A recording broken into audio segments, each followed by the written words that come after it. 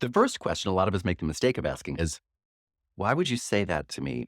When instead, study after study shows that when we ask somebody why they said something, that tends to lead to rumination. I'm asking you, Tell me the thought process that you went through it based on your upbringing and based on your beliefs. I don't need to know all that. What I'm really asking you is, hey, think about what you just said to me. What gives? And the best way to say that to get a solution or to get simply an answer is to say a what instead of a why. So instead of saying, why did you just say that to me? Or why do you think it's okay to say that to me? If I remember, if I have a danger phrase and power phrase list, if you don't have a danger phrase and power phrase list, you have to get one and start using it all the time. Like that, you will see the difference in the responses that you get from people when you just change your words a little bit and are more consciously communicating. Most people are unconsciously communicating and words are just flying out. They couldn't even tell you what words are flying out, but you can tell when somebody's a more conscious, deliberate, mindful communicator. And the only way to do that is to use the right tools. A danger phrase and power phrase list is the right one to start with. You can put that on your refrigerator. You can carry it around with you in your bag. You can put it in your name badge. You can have it in front of you at work. You should always have visual cues if you're trying to improve your language skills. And a lot of people are really confused with the issue or have been confused by other people being told that they need to work on their communication skills, their people skills, their soft skills, their customer service skills, whatever it may be. When all of those things I just mentioned, 99% of the time, as a professor all over the world, as a student and an expert in this field, I will tell you 99% of people do not need communication training, do not need leadership training, do not need customer service training. What they need is language training. Language skills are the key. I mean, you would be an expert master communicator if you just had the right words for those tricky situations when it seems like what's in your brain isn't coming out of your mouth the right way, right? And that's not a leadership, a soft skills issue. That's a language issue. How can I get the words out of my mouth in a way that you get it? So I'm going to help you with that. And saying to somebody, for example, what made you ask a question like that? What did I do to prompt that type of a response from you? What is it that I'm doing that makes you feel as though it's okay to say that to me? Those types of questions are going to get you a specific, more immediate answer to your question, as opposed to, why would you do that? Which can just open up a whole can of worms. And we don't have time. That's the thing. We don't have time. And we don't get it. What I care about is getting through the day and being able to walk out the door without feeling exhausted and with a little sense of dignity and respect and self-esteem intact. That's what I care about today.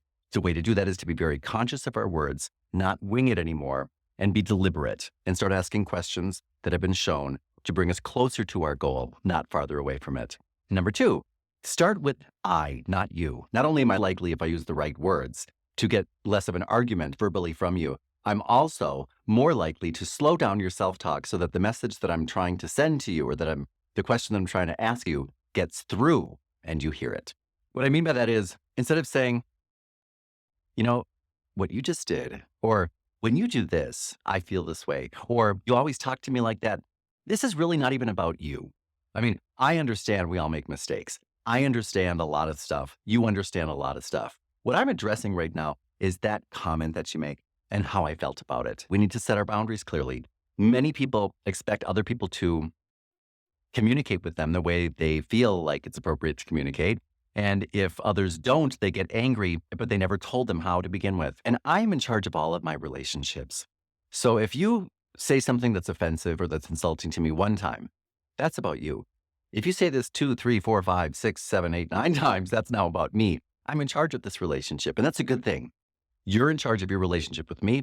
I'm in charge of my relationship with you. And it's my job to lay down the ground rules, because if I can do that clearly in a non-judgmental, non-confrontational, non-hostile way, people really respect that, appreciate it, and like it. Because most people don't want trouble. Most people are just like, I believe, most people who are listening to this and watching this today. We don't want any more trouble. We want to get through the day too. But there's mistakes that I make frequently. And if you can help me work through them, I'll help you work through yours, and we can arrive on the other side better people for it. So the way we can do that is to make sure that we're focusing on people's behavior, the questions that they might ask, the phrases that they might use, the venue in which they said something. But I want to be specific, and I want to lead with an I statement. For example, I find it uncomfortable when you ask me personal questions like that because I appreciate our professional relationship and think we should keep it that way. That wouldn't be a problem, would it? And I'm not asking you, would that be a problem? I'm saying that's not going to be a problem. Would it? But if I can genuinely believe that you're doing the best you can, that's going to show in what I say. And again, the more times we ask people what their intentions are and try to truly uncover them without being sarcastic or disingenuous with our questions, we find out, what, almost everybody has good intentions. So I'm going to believe that about you and simply spell mine out and we'll be okay. That's okay. Another wonderful response in that type of situation is, I want to clarify, not conclude.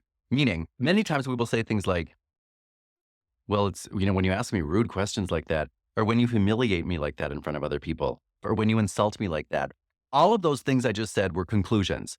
I'm saying that the behavior that you just engaged in resulted in that effect. But I have to remember, first of all, I am not at the effect of your lovelessness or the effect of your words. I'm not at your effect. I'm the cause here. There's always cause and effect. I'm the cause.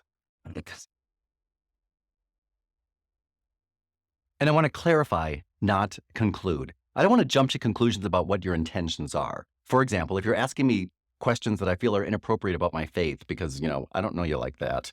Instead of saying to you, when you ask me inappropriate questions, I want to clarify that and say things more along the lines of, when you ask me questions about my faith. So we're going to get to it in a moment when I explain to you that that's inappropriate. If we're not there, you don't roll like that. And I'm trying to keep our relationship professional.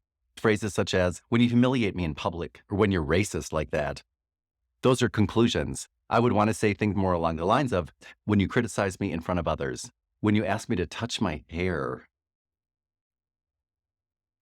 And I might even follow it up with more questions. What have other people here said when you have asked them if you can touch their hair? And find out your answer. Maybe you're like some type of potential serial killer where you go around asking to touch people's hair and then you save lockets of it for later. I don't know. But knowing the answer before we proceed will be helpful to both you and me. Another thing that I want to do is stop talking about what I don't appreciate. People use the phrase, I don't appreciate, way too much at work. It has no meaning. I don't appreciate that type of language. I don't appreciate it when you talk to me like that. I don't appreciate that when you blah, blah, blah. What does that even mean? I don't appreciate it. It's not really about whether or not I appreciate it, unless it comes to an apology. When people genuinely apologize for their behavior, take responsibility for it, try to atone for it, I want to do what I hope people do with me when I put my foot in my mouth, when I'm trying to be closer to you and instead I say something that pushes you farther away from me. Or when I try to clarify something and instead I say something that muddies the waters. Or when I try to say something that's good and it just comes out bad. When I apologize, I hope that people forgive me because I make mistakes a lot. And when somebody apologizes genuinely to me, I don't want to say things like, that's okay. It's okay. Just don't do it again. That's okay. Don't tell people it's okay when it wasn't okay 5 seconds ago. That makes us look wishy-washy and it does not clarify things. It does not help our position. Instead, I want to say things like, well, I can appreciate that and thank you for that. Whatever it may be, that's when you might say, I appreciate that. I really appreciate the way you have always kept our relationship professional, even when we have to disagree or deliver criticism that the other one doesn't want to hear. I admire that in you. Thank you. Period. Now I'm done. I might even say something like, I'd be happy to put a period and we can move past this one. This isn't a biggie. That is a real gift we give other people and ourselves, because once you do that, the first time you do it, the second time you do it, the third time you do it, and you realize, hot damn, I'm totally in control of all my relationships. I didn't know it. I just didn't find the right words. I wasn't using the right words. When you do, people will line up to thank you. People will be in awe. And people will start treating you differently, and they'll be grateful to you that when they're with you, they know that if there's an issue, you'll bring it up. If you say you're good, you're good. You're not going to play those games of, no, I'm fine. No, we're good. Nope, everything's fine.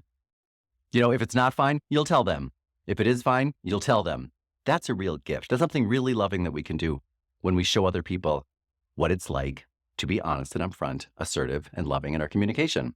That's a gift that you can give not just one person, but without knowing it, you can affect change in generations to come. That is what I'm talking about when I say, I'm not the effect here. I'm the cause. If you'd like to join us in some of our live events so that you can get your questions answered in real time, and collaborate with people who are going through the same types of things that you're going through, subscribing and hitting that notification bell, that's the only way to get an invite. And I'd appreciate it. And that would keep all of this free content coming. I think it's a fair trade, don't you?